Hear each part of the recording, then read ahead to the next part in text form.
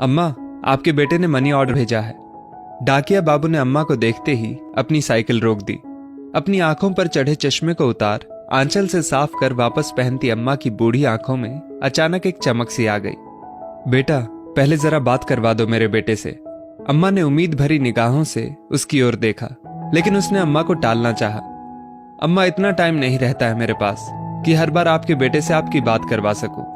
डाकिये ने अम्मा को अपनी मजबूरी बतानी चाहिए, लेकिन अम्मा उससे विनती करने लगी। बेटा, बस थोड़ी देर की ही तो बात है। अम्मा, आप मुझसे हर बार बात करवाने की जिद ना किया करो। ये कहते हुए वो डाकिया रुपये अम्मा के हाथ में रखने से पहले अपने मोबाइल पर कोई नंबर डायल करने लगा। लो अम्मा, बात कर लो, लेकिन ज्यादा बात मत करना, पैसे कटते हैं।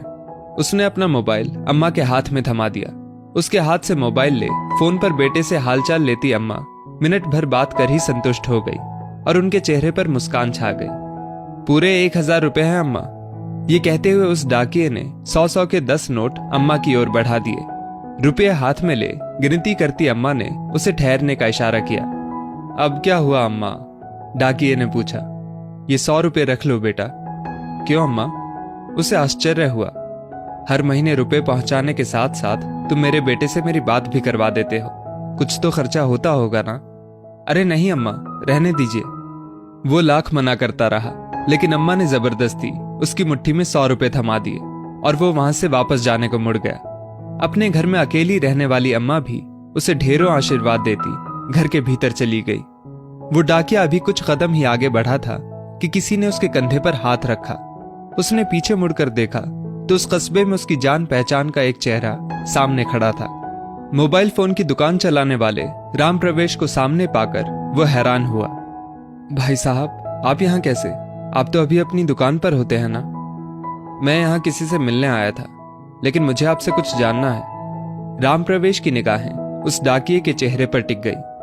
जी पूछिए भाई साहब। भाई, आप हर महीने ऐसा क्यों करते हैं? मैंने क्या किया है भाई साहब? राम प्रवेश की सवालिया निगाहों का सामना करता वो डाकिया तनिक घबरा गया। हर महीने आप इस अम्मा को अपनी जेब से रुपए भी देते हैं और मुझे फोन पर इनसे इनका बेटा बनकर बात करने के लिए भी रुपए देते हैं, ऐसा क्यों? राम प्रवेश का सवाल सुनकर डाकिया थोड़ी देर के लिए सकपका गया, मानो अचानक उसका कोई बहुत बड़ा झूठ पकड़ा गया हो। लेकिन अगले ही पल उसने सफाई दी। मैं रुपए इन्हें नहीं, अपनी अम्मा को देता हूं। मैं समझा नहीं। इनका बेटा कहीं बाहर कमाने गया था और हर महीने अपनी अम्मा के लिए 1000 रुपए का मनी ऑर्डर भेजता था, लेकिन एक दिन मनी ऑर्डर की जगह इनके बेटे के एक दोस्त की चिट्ठी अम्मा के नाम आई थी। उस डाकिये की बात सुनते राम प्रवेश ने जानना चाहा, कैसी चिट्ठी?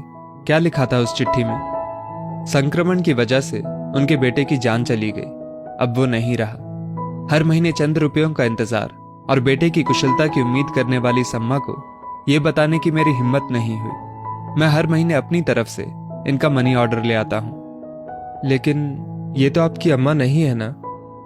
मैं भी हर महीने 1000 रुपए भेजता था अपनी अम्मा को, लेकिन अब मेरी अम्मा भी कहां रही? ये कहते हुए उस डाकिये की आंखें भर आईं। हर महीने उससे रुपए ले अम्मा से उनका बेटा बनकर बात करने वाला राम प्रवेश उस डाकिये का एक अजनबी अम्मा के प्रति आत्मिक स्नेह देख निशब्द रह गया। दोस्तों, इस स्टोरी को लेकर आपकी क्या राय है? नीचे कमेंट करके जरूर बताइएगा और ऐसी और भी बेहतरीन वीडियोस के लिए हमारा पेज जरूर फॉलो करें। धन्यवाद।